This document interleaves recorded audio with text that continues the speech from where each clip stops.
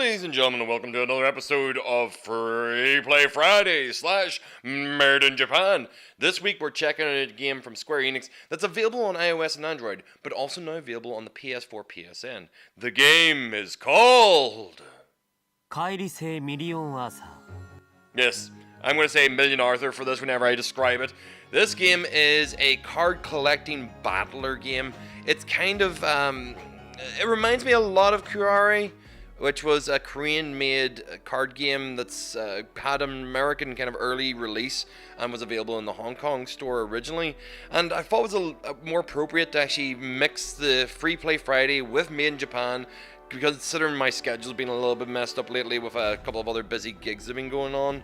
So please enjoy this kind of like amalgameshed kind of storyline with Square Enix style RPG and card battle simulator. It's hard to explain.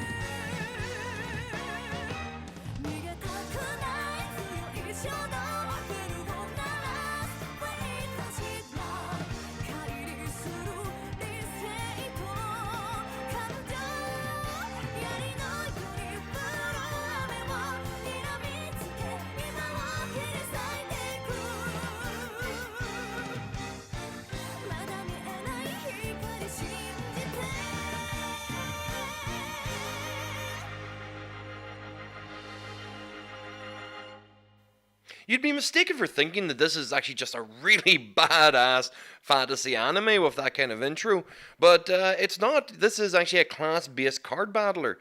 Now, you can see our selection of 4 characters here, which is Mercenary, Merchant, Mage, and Bard, I think is the way to describe the 4 classes.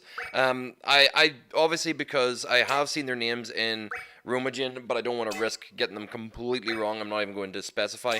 But you can see the classes of character over the top of them, where you see attacker, defender, magic, and support, I suppose is the best way to describe it. Which, to me, just looking at their weapons and stuff kind of tells you who it is. I'm choosing the mage because I like the idea of long-range attacking and such. So let's just throw my name in there and let's get ourselves into a little bit of a battle and see what the actual gameplay and the style is like.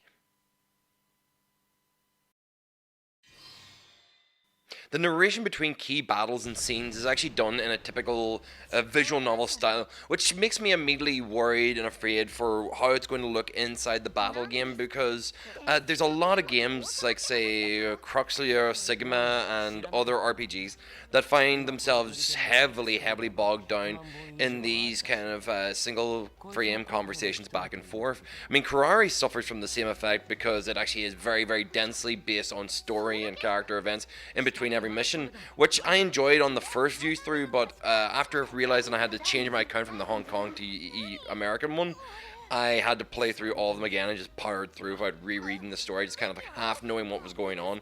In this case, of course, I'm trying to read the moon runes, and I'm not really kind of getting this, except for the fact that these are obviously a series of soldiers that are working together to succeed. The only person that doesn't seem to be a character that you can choose and play as in this is the shield maiden that's on with guards on either side of her arms. Well, let's see what she's screaming at and get ourselves into battle to see what our first opponent is and see how the gameplay and style plays off. Boom, 3D boss monsters. So this immediately takes the original fear I had. This is a step up from the style of the Kai-re-Sei's kind of like very simplified card battle, where it's actually a still creature that sometimes is keyed correctly to the background and other times horribly not so with the background of the card. With these cards, obviously it seems to be a mana cost and value to how you actually battle or compete with your opponents. So with 3 mana, I've only got really one proper choice in here, but it's going to be direct damage to the creature. Now, this really obviously looks like it's been converted from a touchscreen game.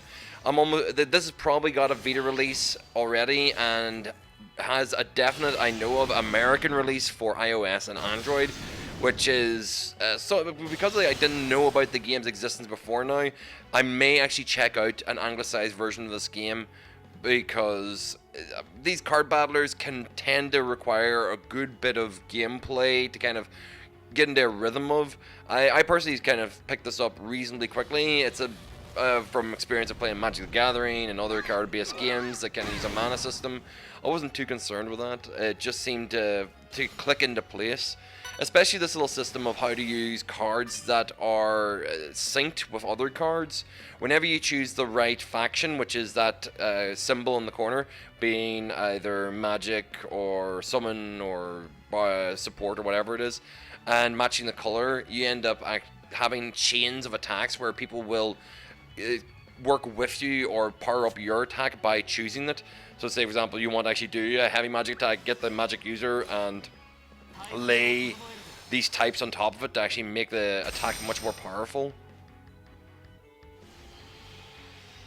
Now, the attack animations look great. I actually to actually have these transitioning attacks. I mean, obviously it's a lot slower than a game like Kai-re-Sei that we played previously on this channel, which can be frenetic with the amount of action that's happening at the same time. Boom, that looked like a lot of damage. Well, and the guy after me just finished it off. Well, it was a trade-off. Like even though I actually did a big massive special attack, it only did a quarter of the damage. Another dude just finished it in a punch. So what I could pick up from this conversation is that there's communications coming from a remote location, essentially saying that there's a danger oncoming and it's counting down. Now I don't know what it was counting down about. It seemed to be like the one that was like, you must escape the arena or get yourself to safety or whatever else it was. So you can't really, like I said, I'm translating moon runes from context. That's the best I can get out of this story. The character designs seem sometimes like Kai-re-Sei does. I'm going to keep comparing it to it because it's the other free card game on the PSN. It reminds me that the character designs, especially whenever they go from their standard design to their kind of cutesy faces, some characters do it more often than others. It breaks style from the other ones that are involved. Okay, here comes the explosion. Whoopsie! I think we're meant to get out of there. Now, essentially after this event, I realized something very quickly.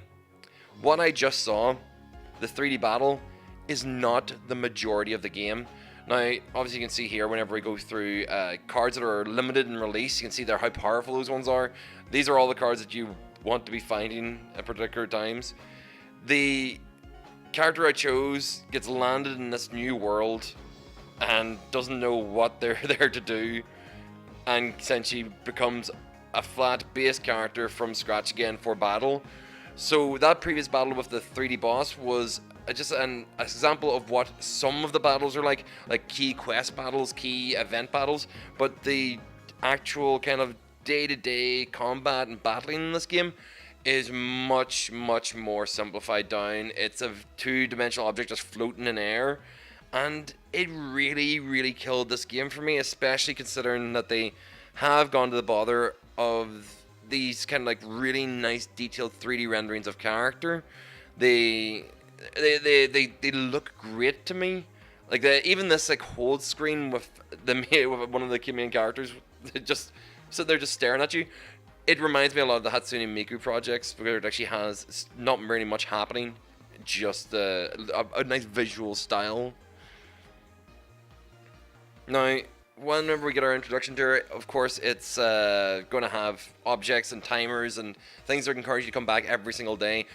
If you came back a week in a straight, you actually get extra bonus coins and points that are used for purchasing cards or doing random prize awards. So, yeah, obviously I didn't get too deep into this in the Japanese version because of my inability to read and can only kind of like figure out bits intrinsically from just putting my experience into playing it.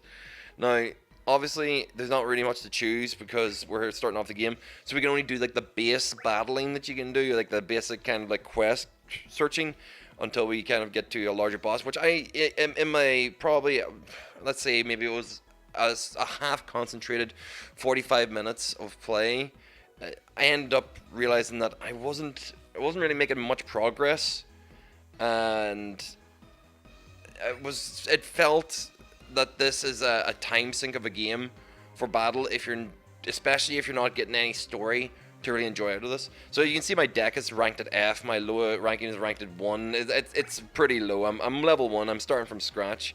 Now this is actually the other players that you'd be playing with. I assumed it was actually computer players, but it appears to be matching up with players for battle that are actually other players, like that play a certain class. The matchmaking is very, very fast. I imagine specifically here on the Japanese servers, maybe less so on the American iOS and Android servers. If this game comes to an American audience soon, I can imagine it being a good release that actually kind of get a lot of people playing for a short period of time. Maybe it'll actually manage to maintain an audience because of its free-to-play nature and the cute moe characters involved. But one of the things I noticed whenever I was playing it is that the combat can be set to auto. On these lower level kind of like grindy battles, it feels like there's literally no input or involvement from you as a player. Because these decks of cards pull up 5 options and other people pick their options, you kind of like associate your option with it, and you might get a chain, you might not get a chain. But if you just run auto, it'll do a lot of the basic choices for you, and you won't really need to care about losing out to these little mob characters. I think a lot of it this is done is for farming of cards that you then enchant down into materials to get the higher level cards that you actually want to fight with. This makes sense. You do it in Kai-re-Sei as well. I don't have a problem with it, but it really made this game feel like something that I would leave running on my phone if I was playing on Android or whatever, lying off sight to me. In the case of my PS4, I don't know if I want to actually be sitting playing a game that actually has very little involvement except for setting up the battle and then walking away. It doesn't appeal to me. No, so this game went from having a really nice visual style to not fulfilling that visual style consistently throughout the game, and being a mild disappointment. I like the card battling games. I kind of find them very mellow and zen. They're not too intense to sit and work through. You can just kind of like chill out with them. But I don't see myself playing this game for very often, even though it kind of has an absolutely kick-ass intro. I think the best way to describe it, it suffers from Thundercats syndrome. A game that has an amazing intro, but its main mechanics in the center of it, the actual story, the episode by episode, is mechanically weak in its first impressions. Now, feel free, if you're a fan of the game, please try to educate me and see if I can actually get into the game a little bit. Feel free to comment under with any tips or ideas, or just flat out flaming that I've actually missed the core major point of this game that makes it much more appealing. I get Kai-re-Sei's kind of conversational core because of playing it in English. Am I missing something really intrinsically fun about this from the English to Japanese translation? Is there anything that I probably have missed out just even on the most cursory of glances of playing through these first few missions? You tell me. I want to know. So guys, remember there's a like button there, there's a dislike button, feel free to hit it if need be, and remember to share with your friends to laugh at my expense. I will see all you dudes in the next video. Bye bye.